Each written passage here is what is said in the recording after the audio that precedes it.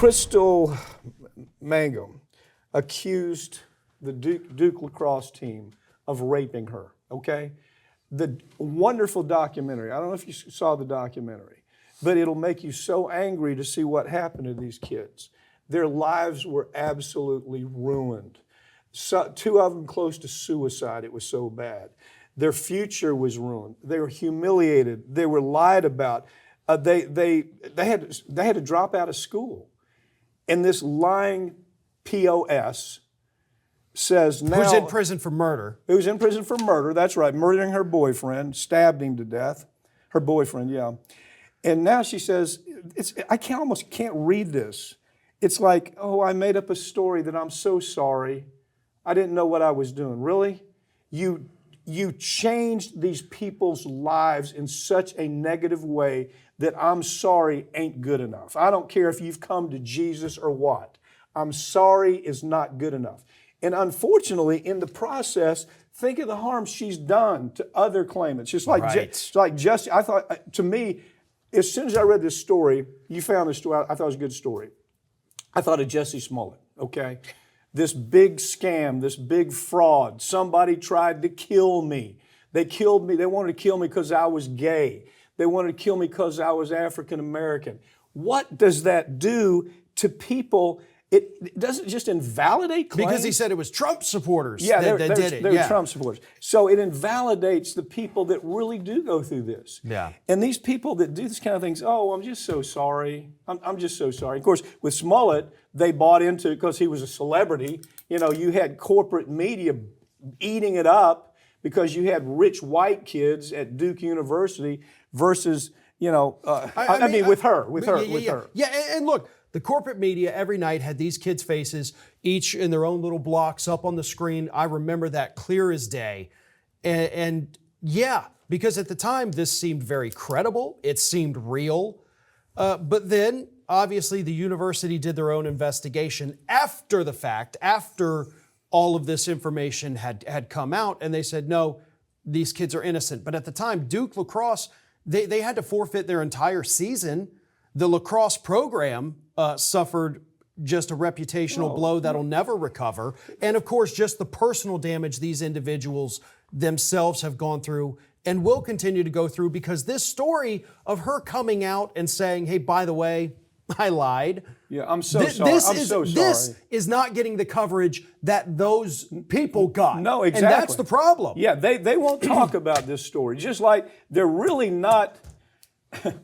I come back to Jussie Smollett. That story really bothered me, because this is a guy that was willing. He wanted to start a little mini race war, you know, right there in his backyard. Because they did it to me because I was gay. They did it to me because I was African American. They were Trump supporters. They were MAGA. And all of a sudden, just like the Duke story, corporate media jumps all behind it. Now, they did it with him because he had a TV show. They did it with her because she was African American versus rich white kids that had special treatment, you know. And until we can stop this, until we can get media to be media again, report news. Give us the positives, give us the negatives. This is going to happen again and again, don't you think? Yeah, and look, to me, one of the biggest issues with this as well that you kind of touched on there is the fact that most women who are victims of sexual assault are terrified to come forward. And they're terrified to come forward because nobody's going to believe them. They're going to blame the victim. Yeah. This is your fault. They're going to shame them through eternity. Mm-hmm. And stories like this make it less likely that real victims will come forward in the future. Question. So this woman has ruined not just these young men's lives, she's ruined the lives of women that actually have gone through things like this, who now will not come forward because this story makes it seem like women are lying about these things. This needs to be bigger news than it is, and it pisses me off that it's not. Your point is such a great point. We heard it every day. All day when they're making these accusations. This is the background of this little white kid who's from this community. Life stories of these people. Yeah. And now she comes out. I was lying. I'm such a POS that I was lying about it. and nobody does anything about it. Is it too late for these men to file defamation lawsuits? We're almost 20 years past. I mean, Well, you know what? The best defamation cases were against the media.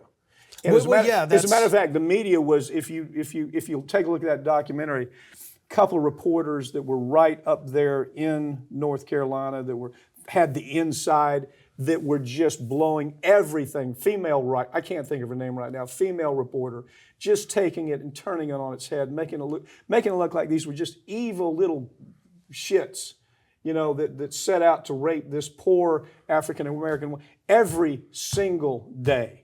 Now, that was the best case. I don't know where it went. That was what I thought was the best case, to sue her and sue that media organization. I hope they did. I don't know the answer to that right now.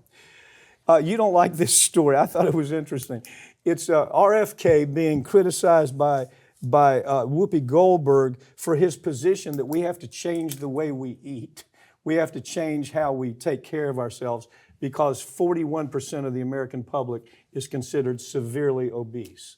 Now, why she would come out and say that shaming is beyond me. But she comes out and says RFK is shaming an entire element of the public by saying he's shaming that 41%, I guess, that statistically are regarded as severely obese.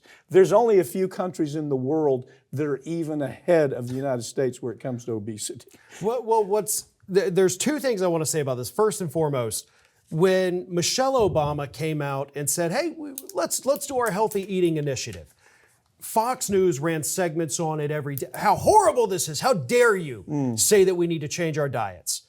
And then now that it's flipped and you've got this guy that's going to be with the Trump administration saying, hey, let's change our diets here. And it is so hilarious to see now it is Whoopi Goldberg on the left saying, how dare you? Oh my God, it's history repeating itself, just flipped in a different direction. Okay. Second of all, Whoopi, my God, if you want to talk about crazy things Bobby says, this ain't it. Like, you've got a treasure trove of just ridiculously, I would call them crazy, but things that Bobby has said that you could go after. I mean, you could talk about the bear in Central Park if you wanted to, saying, hey, maybe double up the vegetables isn't one of them. There's like a whole list. I could send it to you if you want it, but this is not the thing. As you know, Bobby's a good friend of mine, and I've watched. He's nice as can be in person. I've never had a bad interaction with him. Guy. I just disagree with him on apparently everything these days. Well, he used to be my law partner, as you probably know. But I've had stranger law partners than that, Joe Scarborough. So anyway, so Whoopi comes back and says, look, I was 300 pounds and I couldn't do anything about it. I tried, it wasn't my eating. She said I was just 300 pounds. It's kind of hard to buy that, you know. But then you don't come out and say, Bobby, stop shaming 41% of the American public that are statistically, we're the second in the world for child obesity. I mean, come on, you just let that float, don't say anything about it? Yeah, I mean, look. First of all, is that shaming? Is it shaming? I don't think at all that is shaming. And listen, again, with regards to the diet portion, and that's the only part I will focus on there, it's no different than what Michelle Obama had said. Like, hey, let's teach kids how to eat healthy. Let's get a little more active. Let's be healthier as a people. And in that one area, what Bobby is saying really is the same. So again, it's so funny to me to see the two sides flip now. In Fox News now saying, like, of course we should eat healthy. It's ridiculous to say we shouldn't. If Whoopi Goldberg wants to find something to be ashamed of, she should watch The View while she's on it. If that doesn't shame her enough, I'm beyond the idea of what's shameful. Farron, thank you for joining me, okay? Thank you. That's all the time we have this week, but these segments are going to be posted right here on this channel in coming week. Make sure you subscribe. I'm Mike Papantonio. This has been America's Lawyer. We tell you stories every week that corporate media won't tell you because their advertisers don't let them or their tribal politics don't allow for it. We don't have that problem here. We're not beholden to corporations, and we sure aren't beholden to political parties. We'll see you next time.